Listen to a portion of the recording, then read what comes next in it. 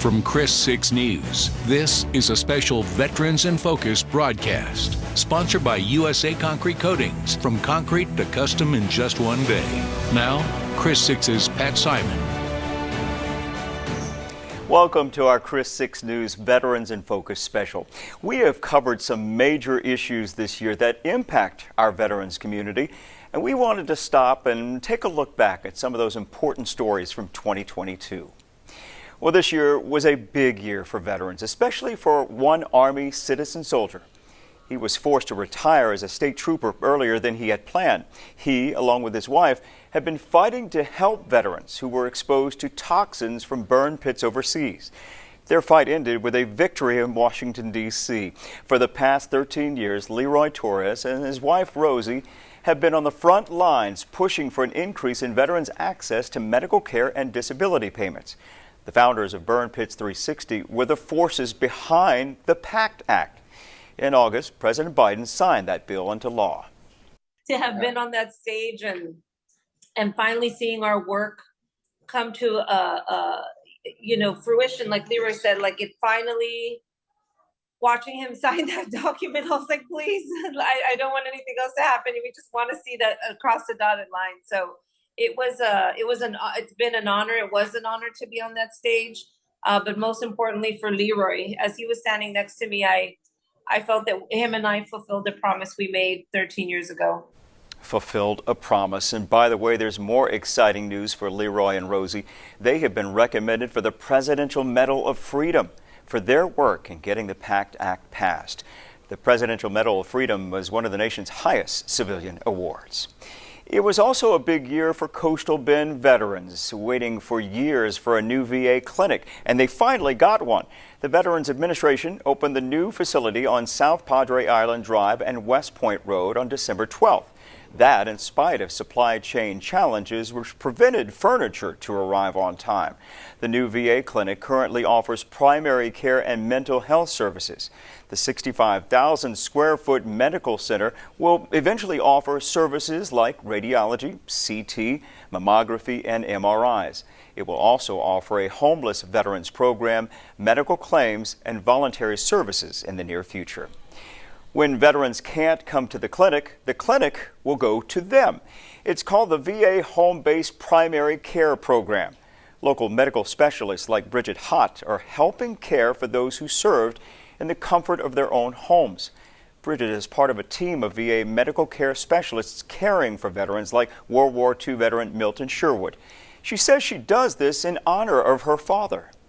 Still providing the same services, just the independence of their home. This program is working for you, though. It seems to be. It just started. So far, it looks like it's going to work out pretty good. Mr. Sherwood is phenomenal. They both are, really. And by the way, Hott is the daughter of a fellow World War II veteran who died 20 years ago. And she told me that she made her father a promise that she would dedicate her service to those who have served. The new VA clinic and the VA home-based primary care program are essential resources for veterans in need of medical care. But some veterans need help with drug addiction and mental illness. In the last few months, at least 4 area veterans took their own lives. Mental illness is claiming many of those who once fought for us. But now, some veterans are taking steps, 12 of them, to stop that heartbreaking loss. Let's face it. Have 2 prosthetic hips. When you return home from war, I've had 22 surgeries and procedures. Life as you once knew it no longer exists. All I ever wanted to be was a good father and good husband. And all I was doing was destroying the ones that I said I loved. For Gulf War veterans like Matthew Mitchell, I didn't know how to turn it off, and Jeremy Holmes, I allowed myself to beat myself up a lot. Drugs and alcohol medicated their minds. I was just numbing. I was just drowning out images that won't go away. And I felt guilt for all of the things that I had done. I would be that vet that ran around the streets, homeless. It just sat in my head. Looking and finding ways, to get more. And that was it. That's where I was. That's where I was stuck. I didn't think I had a problem. After years of denial, the world had a problem. It was time to get real. I myself am a recovering addict. Brian Blackington runs the 12-step program Roommates in Recovery. When VA treatment didn't seem to work for Matthew and Jeremy, they were referred to Brian. There's no 12-step recovery house in Nueces County yet that is just for them. Brian admittedly is not a veteran, but his family has served. I know they struggle in a different way. So he sees them, and he noticed right away what comes naturally with veterans. An instant brotherhood. Selflessness. Instinctively holding each other accountable. Seeing them come in the house brand new, unsure of what's going on, and being compassionate, being loving, watching the change start to happen, and then the priceless gifts are watching them grow into productive members of society. It helped me to see how this was really going to save my life. And save other lives, too. All three men are now paying their recovery forward. They plan to open their own recovery house for veterans. We can actually get through these emotions and these feelings. Accepting the things they cannot change and having the courage to change the things they can. I became reliable, accountable, respectable, a father again. People like Brian that give me hope. I never had a heart that I could brag about, and I have one today. Great to see them coming together that way. Jeremy, Matthew, and Brian are now raising money to build and open a new veterans recovery house for men. For veterans, right? And they hope to do that in early 2023. In September, the Coastal Bend witnessed a huge historic moment. The remains of a World War II hero were identified as those of Army Air Force Sergeant Harold Ray Boyd from San Patricio County. Sergeant Boyd was finally brought home to a dignified ceremony. I had the honor of witnessing history of a relatively unknown hero who paid the ultimate sacrifice nearly 8 decades ago. A flag-draped casket can only mean one thing: another final farewell to a hero.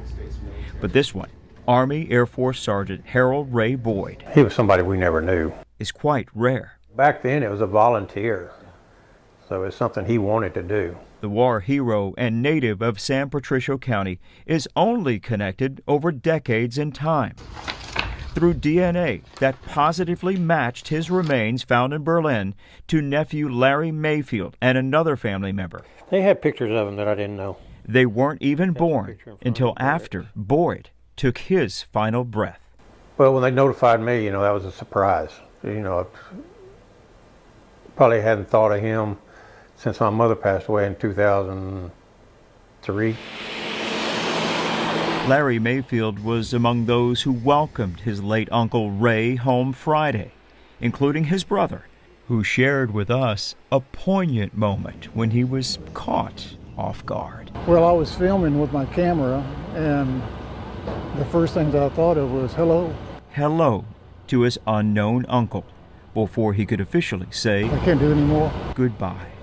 They may be complete strangers, but fellow combat veteran Joe Perez showed up as well. He feels a connection to Sergeant Boyd's family. I lost my cousin in Vietnam too, but I'm glad he's home. I'm glad he's home, sir. A long way home for Sergeant Boyd that started 77 years ago as a gunner aboard a B-17 Flying Fortress. And that shows where he was at. On the day of the heaviest air attack against Nazi Germany in World War II, the Battle of Berlin. His plane was one of 21 lost on February 3, 1945, only 3 months before Germany surrendered. As to where he actually crashed at, and then this is the burial site. Phil Samperano's uncle Dudley Ingram, pictured right next to Ray Boyd, also died on that same plane. He knew Ray well. We want to look back on them as superheroes, but they weren't. They had a job to do, and they did it. They were just being a moment. They were living in the moment in which they were assigned in history. Nearly 8 decades later, Sergeant Boyd is finally getting a real hero's welcome home. And although we did not know him, please accept this flag as a symbol of our appreciation. Your love was honorable and faithful service. Thank you. now we will never forget him. He's going to be special in my life for the rest of my life, however long I live. Like Boyd, some military members don't come home. Their families are left behind to keep their memories alive, just like Teresa Alanis. She was the mother of Army service member Andy Alanis, who was killed in Iraq by friendly fire on one of the last days of Operation Desert Storm. Andy was 20 years old and joined the Army shortly after graduating from Moody High School. He was the first from the Coastal Bend killed and the only one from Corpus Christi. His mother, Teresa, became a fixture at local veteran ceremonies. She honored her son's sacrifice and carried on his legacy. Unfortunately, Miss Alanis died on January 18, 2022. Teresa was proud to hold the title of Gold Star Mom, and we honor Teresa and all those who carry on the legacy of those who serve. You're watching a special Veterans in Focus broadcast from Chris 6 News. Welcome back. Now on to a Veterans in Focus favorite that we aired in late June. A longtime Corpus Christi Hooks baseball fan and Army veteran was remembered with a special gift. And that same gift is now being passed along to some other veterans to enjoy.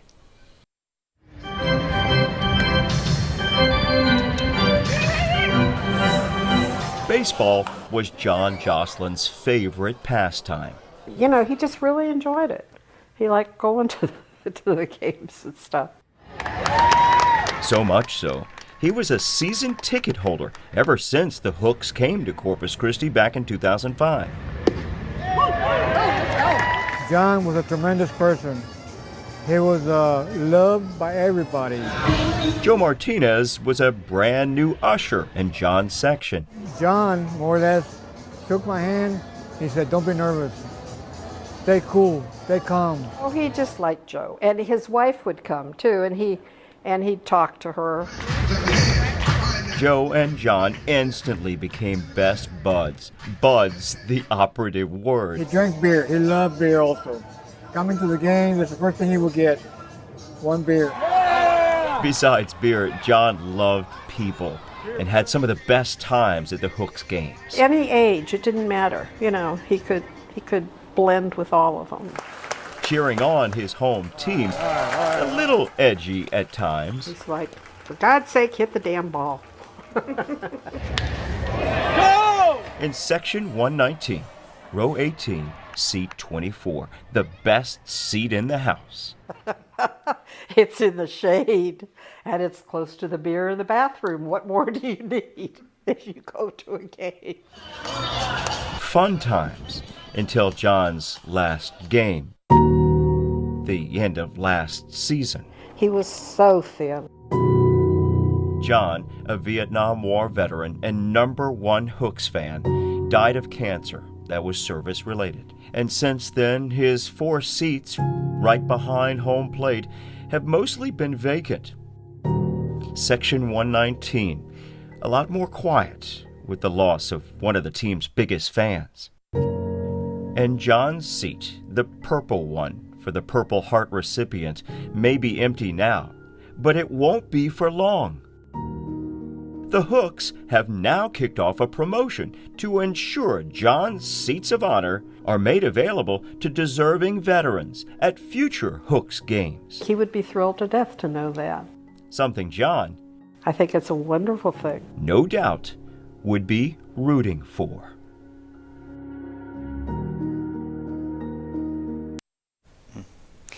In order to really understand a veteran, you need to know their story. Del Mar College offers veterans a special class that teaches them how to write their experiences. In this creative writing class, veterans can transform their vivid memories of war into words, which for many has become cathartic. It's good to know that it's on paper and somebody else will know. You know, I don't have to hold that inside me. The veterans' stories are then broadcasted on Corpus Christi's radio station 1440 Keys on the Bob Jones Show. As for the writing class itself, it's held every Thursday from 3 to 4:30 in the afternoon at Del Mar College, the location right off South Staples. Sticking to the theme of education, let's introduce you to Will Henderson. He's an Army veteran who missed his high school graduation nearly 4 decades ago. But guess what? He got a second chance at making a special memory. Take a look at what happened in early June.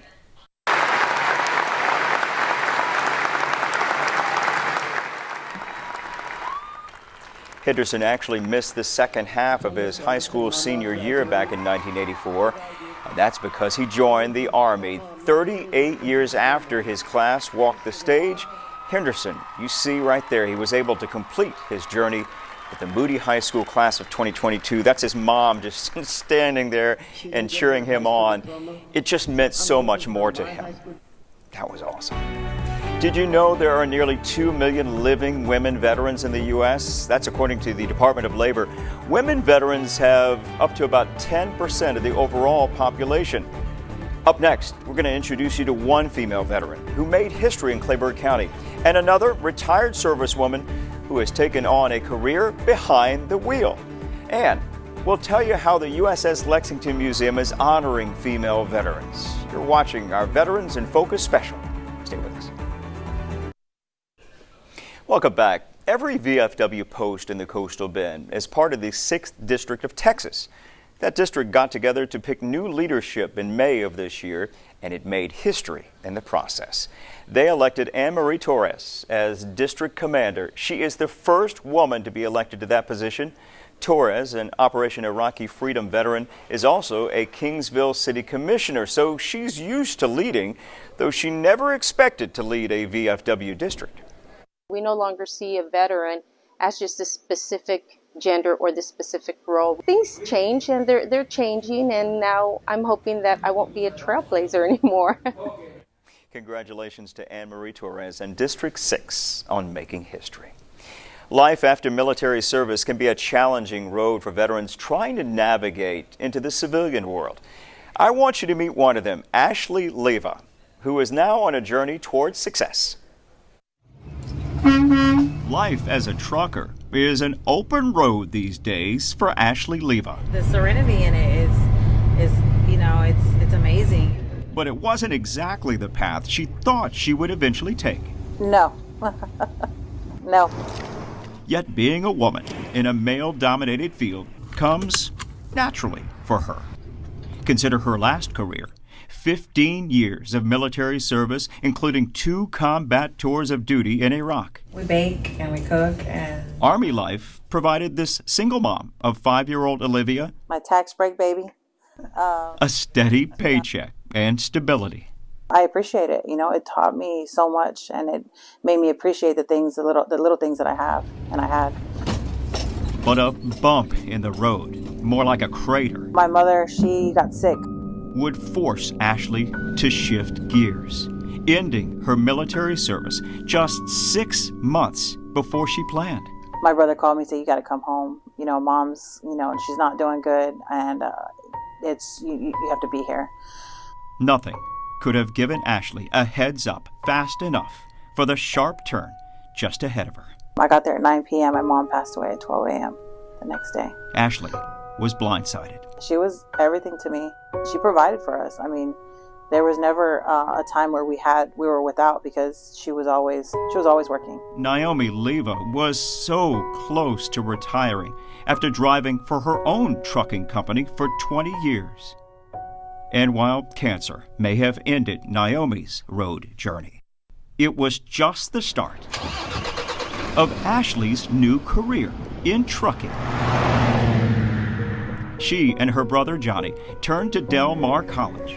She took a class for veterans who are changing lanes to civilian life and received her commercial driver's license. She came in with a goal, and she fulfilled her goal, and now she's fulfilling one of her dreams for her mother. I love it. It's something that I will do for the rest of my life. Ashley is now behind the wheel of her mom's business. What was Leva Trucking now has a new name to honor Naomi. So, you know, like just having that name stick around is just so, it means a lot. Who inspired Ashley to drive on.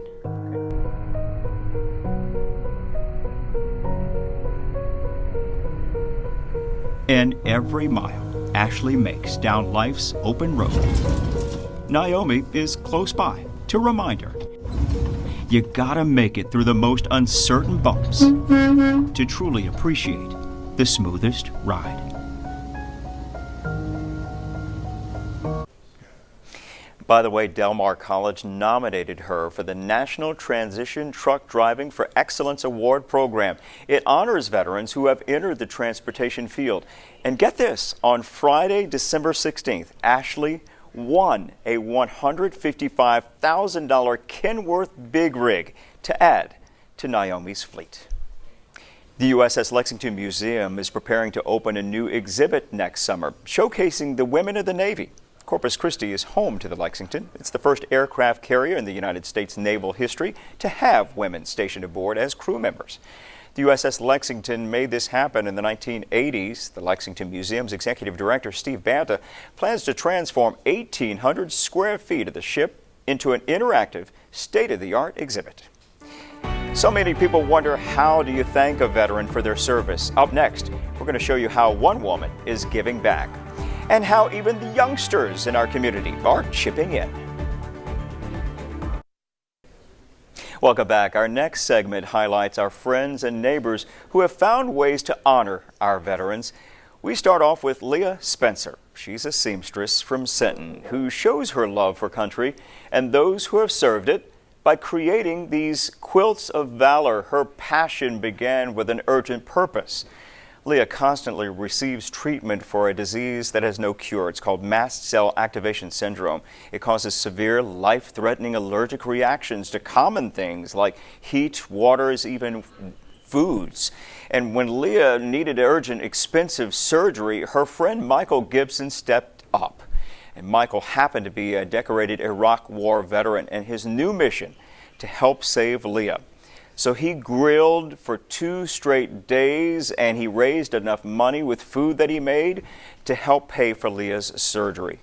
And to return the favor, Leah stitched together her first quilt of valor for Michael. Just what she did was just kind of like tore my heart out in the best way possible. I was like, oh man, this is just tears in my eyes. It's a hug. It's like, man, thank you. A warm, fuzzy, red, white, and blue hug. Since then, Leah has sewn about 100 quilts. Many of these beautiful blankets have been given to the brave. If you'd like to donate money or fabric, go to our website, christv.com, and go to Veterans in Focus and find that story.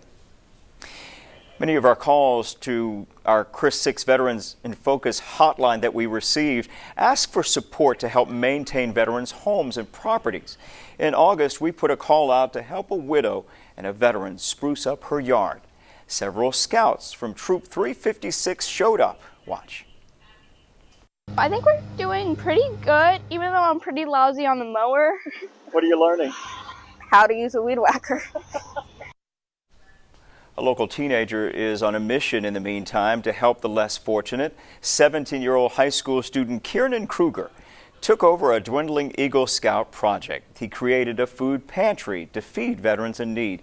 He calls it CC Little Pantry. Kiernan delivered one of those pantries to the Nueces County Veterans Service Office. Vietnam War veteran Tony Garza is a food pantry recipient.